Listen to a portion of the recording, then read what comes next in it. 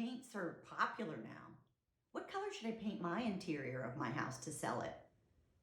What colors should I paint because I'm excited and I moved into my new place? What finish should I use? We're going to go over a lot of those items today.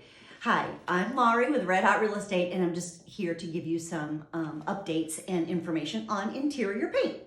So we paint our house a different color when we go to sell it than when we're doing it for our own personal preference. So that's a question we have though when we do a marketing analysis of your house, or if you're somebody who just moved in and you're excited and want some pointers that way. First of all, let's talk about finish.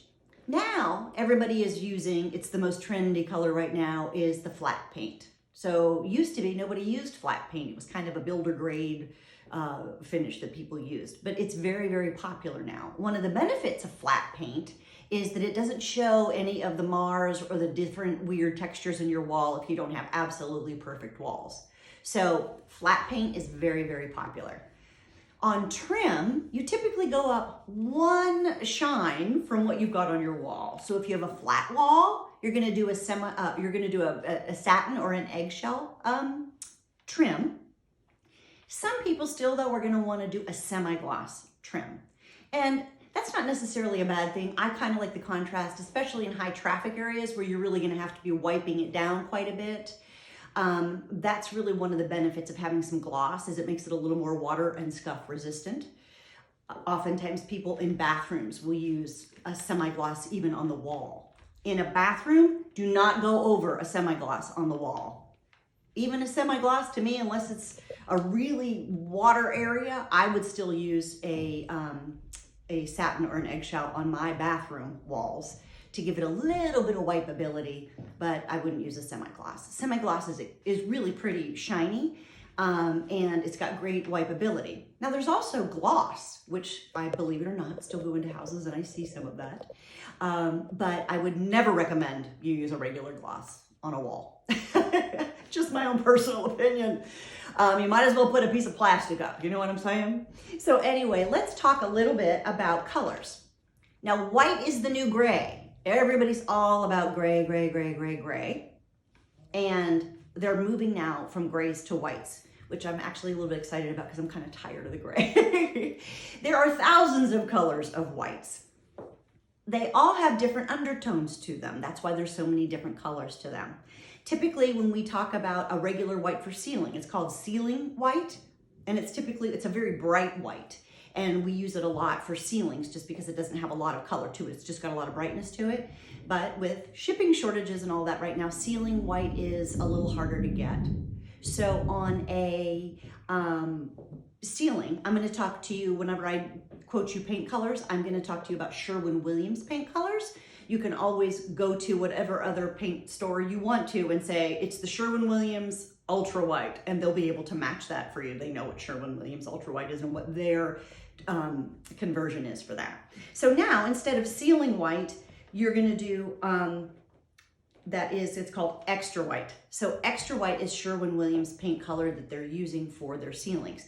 There's actually another white that's a little bit brighter than extra white, but it doesn't have as good a coverage. So I recommend the Sherwin-Williams extra white on your ceilings.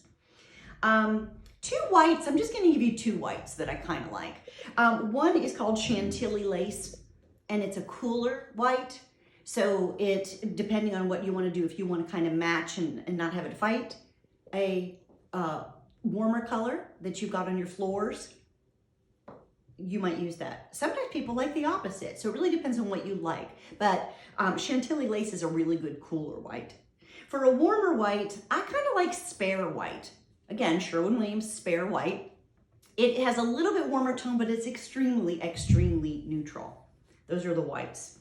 Now, everybody's been doing greens and blues, right? For the last several years. The new color this year, and I'm so excited to see it change, and I'm so excited that's one of my favorite colors. It's, drum roll please, green. So, Greens are going to be all the rage, and it's kind of nice too. I mean, with everything that we've all been kind of dealing with in the world, it's nice to have something very bright and vibrant and alive.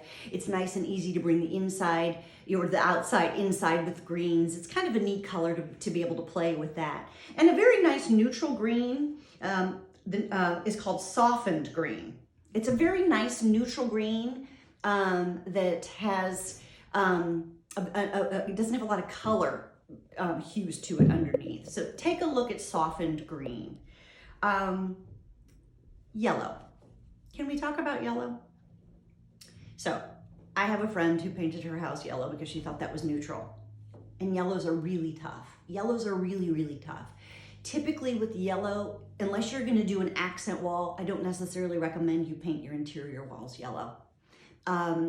Accent walls are good, but if you are gonna do it, opt for a real muted tone and use sparingly. So even if you're gonna do a whole room in yellow, make sure that if you can do 3 walls and then do a white on the other side. Now a really good neutral yellow is called Moonraker. Kind of cool, especially with the new James Bond movie out with Daniel Craig, although that's a different Bond. Okay, so if you paint with yellow, Moonraker is a great color. I, though, do really recommend, if you really love yellow, use it in like an accent wall if you have to, or pillows or something like that to bring yellow in. The last color, or no, not the last color, one color I did want to talk to you about is black. Black is really cool for an accent color. Sometimes it's just what you need to create extreme drama. Sherwin-Williams Caviar is a really nice black. And believe it or not, just like whites, there's a million tones of black. Caviar is a really nice black. It's great to do like a black and white theme or something like that. I will tell you that oftentimes I'm a little bit more chicken to do black, so I like a really dark gray. So Sherwin-Williams Peppercorn is the gray that I've always gone to when I want to do some sort of accent color, whether it be for cabinets or front door or something like that. I love Sherwin-Williams Peppercorn. It gives you the drama of a black, but not the starkness of it.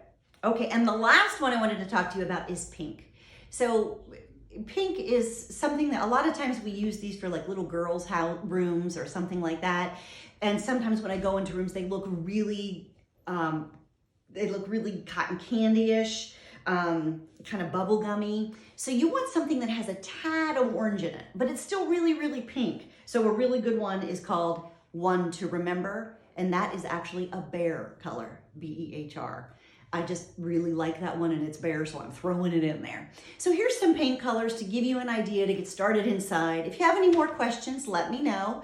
I have seen everything, and we have some great resources to also check in for questions that you might have. So don't hesitate to give me a call. Hope you enjoyed it, hope it's helpful, and have a great day.